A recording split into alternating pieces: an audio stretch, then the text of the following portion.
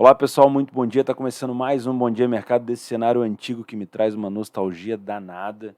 Vamos conversar sobre esses jogos da quinta-feira, dia 10 de dezembro. Temos Europa League e Libertadores. Continuo com obras no meu escritório, então se houver algum barulho vazando aí de carro ou de qualquer outra coisa, é isso, beleza? Vou falar um pouco do dia de ontem, que não foi um dia bom para mim na parte da tarde. Champions League foi um dia onde eu acabei encontrando somente oportunidade no mercado de gols e os 3 mercados de gols que eu trabalhei não deram resultado, tá? Mas eu vou comentar do dia de ontem assim bem rápido para a gente poder passar para a Europa League e para a Libertadores, porque a gente tem que filtrar bastante jogo ali, tá? Bayern de Munique conseguiu vencer o Lokomotiv mesmo com um time reserva. O Lokomotiv já tinha ido desmotivado de qualquer forma e acabou não conseguindo vencer o Bayern. Era a única forma que ele tinha de poder se classificar, né?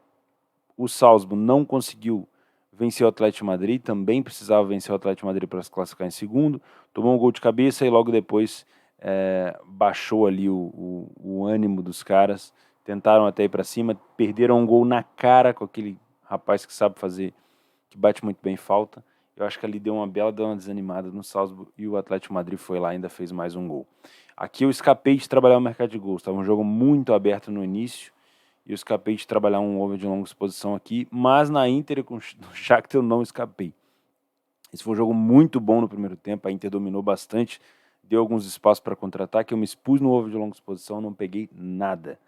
A Inter conseguiu empatar de novo com esse Shakhtar, que não enganou ninguém, ele só venceu o Real Madrid, 2 vitórias em cima do Real Madrid. O Shakhtar quase classificou, olha só, o Shakhtar empatou em pontos com o Gladbach, perdeu no confronto direto, né? Porque os 2 confrontos o Shakhtar tomou goleada do Gladbach. Então a Inter fica fora da Europa League e a Inter fica fora da Champions League. Olha que situação. Quando você tem uma definição de grupo, um sorteio onde você pega a Inter junto com o Real Madrid, um Mönchengladbach e um Shakhtar, você tecnicamente já coloca no planejamento que vai se classificar pelo menos para a Europa League. E a Inter não conseguiu. Isso para mim é uma vergonha, tá? Com todo respeito a todos os outros times, mas isso para mim é uma vergonha. A Inter que foi finalista da Europa League nesse ano passado, né? Acabou agora há pouco com o Sevilha e acabou sendo derrotada para o Sevilha na final. A Inter que ganhou do Shakhtar, por exemplo, acho que 5-0 ou 4-0 na semifinal da Europa League, ou seja, uma Inter que não se encontrou nessa fase de grupos, tá? E eu fui bem iludido nesse over de longa exposição aqui.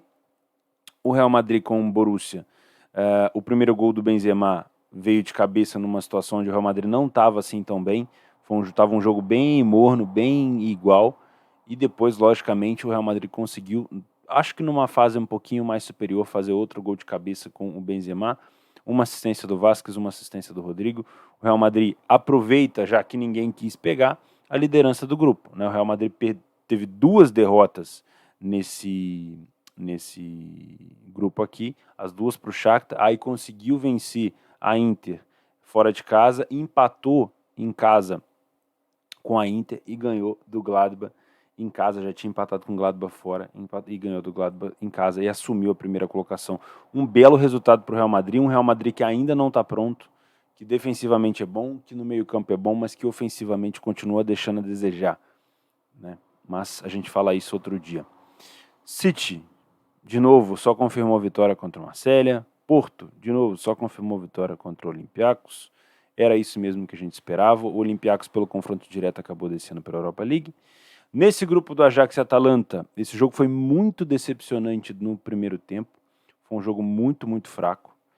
Para quem estava precisando vencer, o Ajax fez uma situação, demonstrou um futebol bem meia-boca. A Atalanta não marcava tão pressão assim, subia um pouco as linhas, dificultava a saída do Ajax, mas depois recuava. E esse jogo só foi abrir no final, foi quando eu explorei o over à frente, peguei o gol do Muriel aqui aos 85, um gol tardio, podia ter vindo um pouco antes, e logicamente trabalhando o over à frente com gol aos 85, eu não consegui freebetar, deixei correr um pouco mais, e o Ajax poderia sim ter ido para cima e empatar, ou poderia ter tomado o contra-ataque para tomar o segundo gol, mas acabou não saindo. Não me arrependo da entrada, essa aqui foi uma entrada bem boa, na minha opinião. Tinha necessidade, tinha espaço, o espaço se mostrou, a Atalanta fez o gol, talvez um pouco tarde. Tá bom? O Midtjylland quase virou para cima do Liverpool. Eu tinha uma moeda na virada do Midtjylland, ia me pagar bem, tá? Eu cheguei a pegar o gol impedido do Midtjylland. Não sei se foi, deu impedimento, não deu toque de mão não.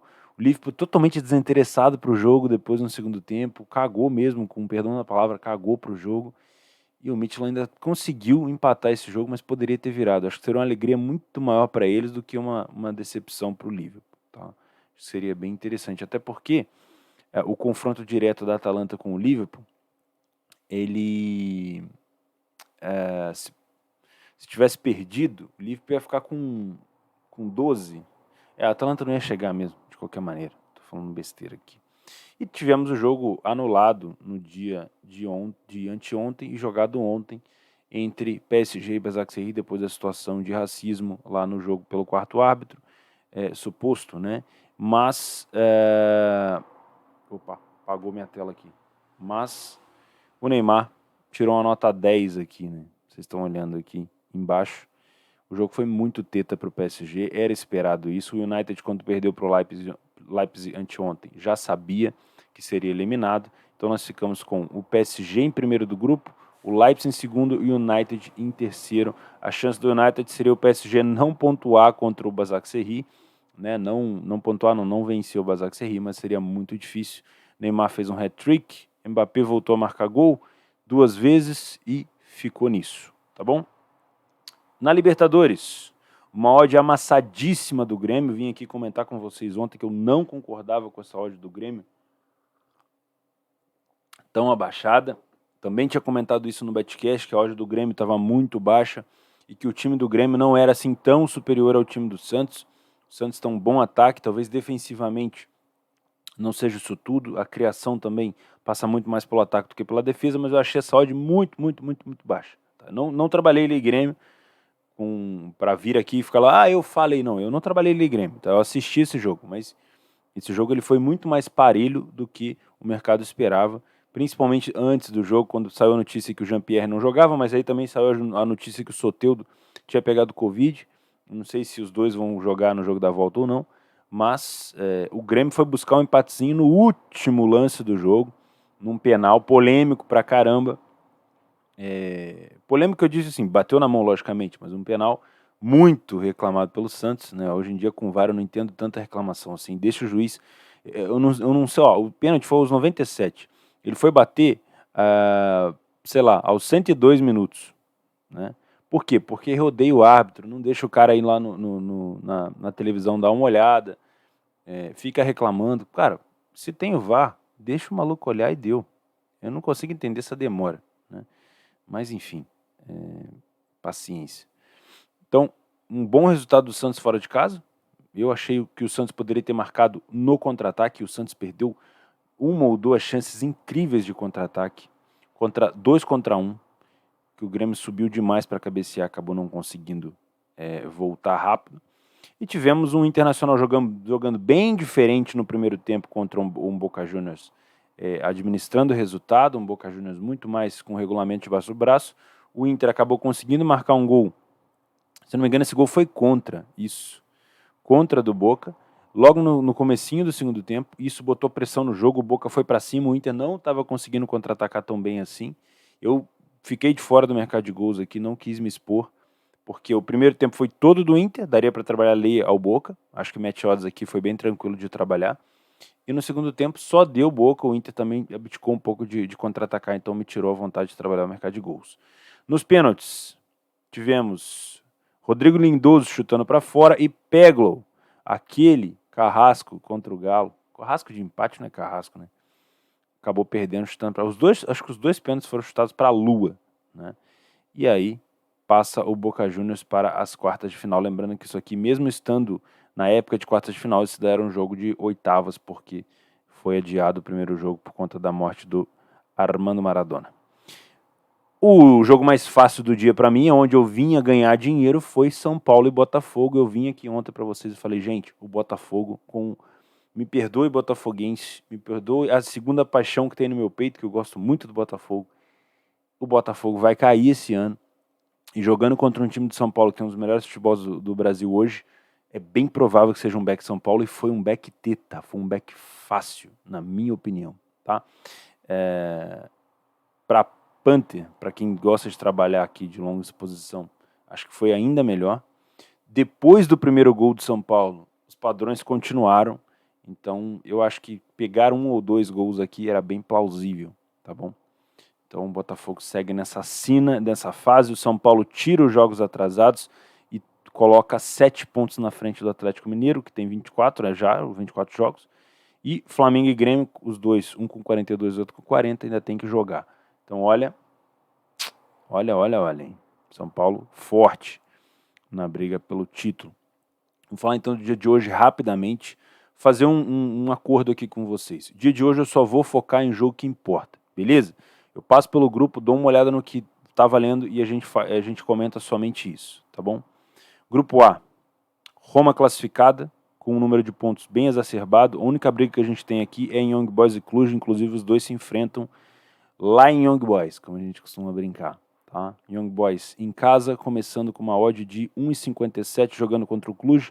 Para o Young Boys basta o empate, para o Cluj precisa da vitória. Beleza? Grupo B, Arsenal totalmente classificado, 5 jogos, 5 vitórias. A única disputa aqui é do segundo lugar entre Molde e Rapid Viena. Também vou marcar aqui. Também é um confronto direto. O Rapid Viena começa a 2,05 mais ou menos, vai estar 2,15 na Betfair. A vantagem é do Molde. O Rapid Viena pode ir a 9 pontos. E aí teria que tirar o saldo do confronto direto, porque o primeiro jogo, se eu não me engano, foi 1-0 para o Molde, tá? Então, o Rapid Viena tem que ganhar de 2-0, 3-0, enfim, essas coisas assim, na diferença do saldo de gols, depois de tirar a diferença também do confronto direto. Bayer Leverkusen e Slavia Praga só tem disputa aqui de primeiro lugar, tá? Não tem uma competição ainda abaixo da Europa League para descer, então Nice e Biestiva já estão eliminados.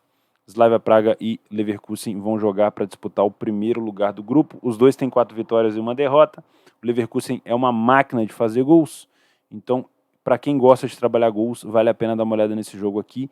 Porém, levem em consideração a necessidade do Slavia. Se o Slavia não quiser ficar em primeiro, estiver cagando para o jogo, o Leverkusen pode ganhar esse jogo sim com uma odd de 1,60. E eu vejo essa possibilidade, tá?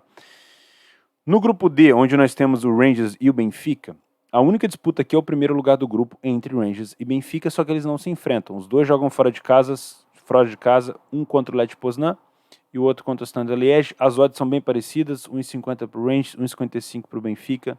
Para quem quiser fazer esses jogos para trabalhar um possível back favorito no primeiro tempo, pode ser interessante. Eu prefiro pular esse jogo, porque realmente, de fato, não há tanta necessidade assim. É só o primeiro lugar do grupo, lógico, tem a questão do confronto, do sorteio, mas independente se o Benfica meter 7-0 no Standard Liège, ele não vai passar para frente do Rangers se o Rangers ganhar de 1-0 do Lech Poznan, porque o primeiro critério de desempate é o confronto direto e o Rangers tem vantagem no confronto contra o Benfica, tá? Eu posso estar falando besteira, eu espero que não. Deixa eu dar uma olhada aqui, porque o SofaScore às vezes faz essas cagadas, né?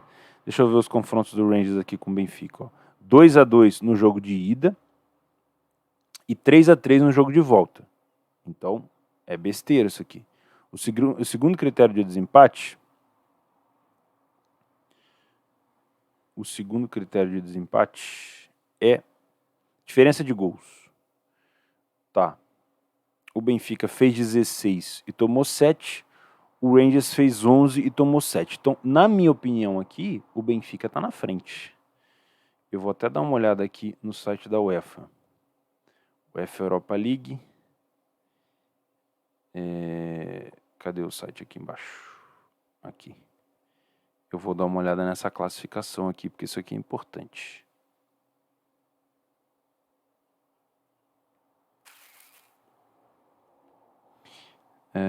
Standard Liège Benfica, grupo D. Grupo. Tá aqui, ó. Rangers em primeiro, Benfica em segundo. Aí vamos ver por quê. Diferença de gol do Rangers é 4. A diferença de gol do Benfica é 9. No confronto direto, eles têm 2 empates. Por quê, né? Pergunto eu. Às vezes vocês aí no comentário conseguem entender um pouco mais do que eu. Às vezes eu tô ficando velho já, né? Mas eu vou pular esses dois jogos aqui para também não fazer confusão. Se tiver uma massacre muito grande, eu tenho certeza que o pessoal lá do Discord do Leitura vai me ajudar nessa daqui. Beleza? Se você sabe, comenta aqui nos comentários. Por que, que o Rangers é superior ao Benfica na tabela, já que os dois empataram em 2-2 e 3-3, respectivamente? Será que foi gol marcado dentro de casa? Não sei, né? Mas é isso. Aqui no grupo E, nós temos o Granada e o PSV já classificados. A única disputa aqui seria o Granada e o PSV buscando a primeira colocação. Para quem quiser fazer PAOK e Granada, o PAOK já está eliminado. PSV e Omônia, o Omônia já está eliminado. Eu também prefiro pular, tá? No grupo do F, no grupo do Napoli, Real Sociedad e AZ Alkmaar, Rijeka, temos o Rijeka em casa contra o AZ Alkmaar. O AZ ainda tem chance de classificação. Esse grupo esse grupo F aqui, ele tem uma característica, né? O Napoli pode terminar eliminado, o Real Sociedad pode terminar eliminado e o AZ Alkmaar pode terminar eliminado. Então, pode de tudo nesse grupo aqui, só o Rijeka que não fez nada, né? Tomou 11 gols. O Rijeka é um time reativo, provavelmente vai jogar colado nas cordas para tentar uma situação de gol de escanteio. Os escanteios marcaram 2 contra o Real Sociedad. Ou contra-ataque contra o AZ. O AZ precisa da vitória, então essa odd de 1,30 para o AZ passa a ser interessante. Vou marcar aqui para poder ficar de olho, apesar de estar um pouco baixa, tá? Lembrando que o Real Sociedad começou bem baixo contra o Rijeka, que não conseguiu vencer. E temos o Napoli contra o Real Sociedad, que é confronto direto. Quem vencer já põe o pé na primeira colocação do grupo, né?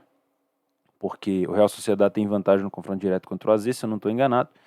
Então também é um jogo bem interessante para ficar de olho aqui. Há uma cotação de 1,90 para o Napoli, vai estar próximo de 2 ali. No grupo G, AEK e Zorya já estão eliminados. Os dois fora de casa pegam os líderes Leicester com 10 pontos e Braga com 10 pontos. Eu ficaria de olho nos dois jogos, tá?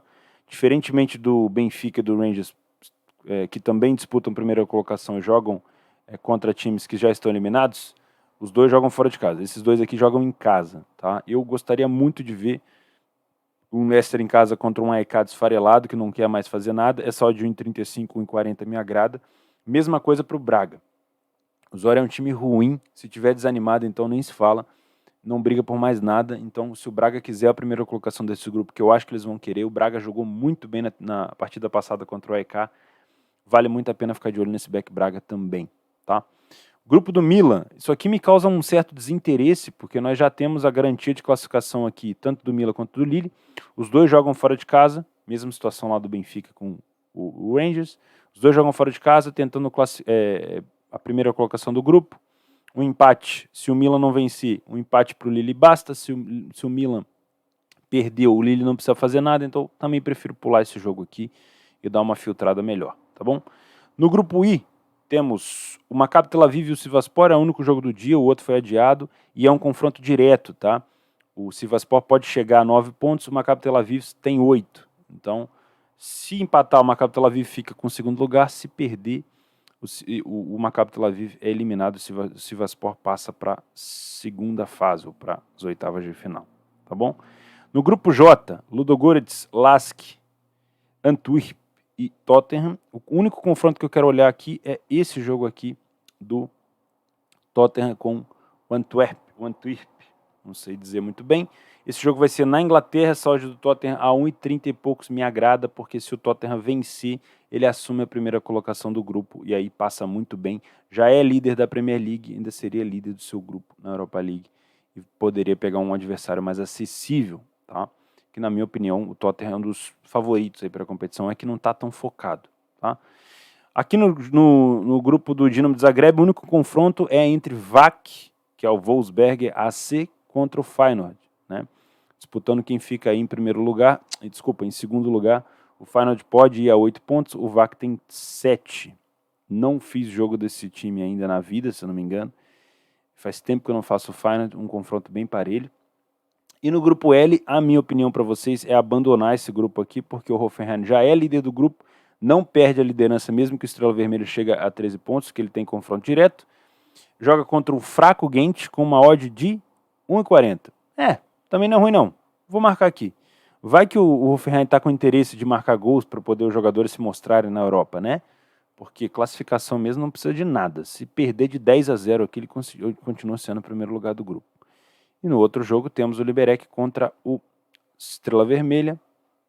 Mesma coisa, né? Não tem necessidade nenhuma, nem vou ficar de olho. Quartas de final da Libertadores. Jogo de ida, River Plate e Nacional, River Plate a 1,30. Vale a pena trabalhar esse back River Plate a 1,30? Na minha opinião, eu ficaria de fora. Se eu acho justa ou não a sorte do River, só o jogo vai me dizer. Eu acredito que pelo jeito atual do Nacional, que não é mais aquele super time de antigamente, é ok a gente ver um Boca a 1,30, 1,40. Mas também o Boca começou muito baixo, por exemplo, contra o Atlético Paranaense, não foi tão fácil assim. Então, eu tomaria bastante cuidado aqui. É um jogo mais para a gente assistir do que qualquer outra coisa.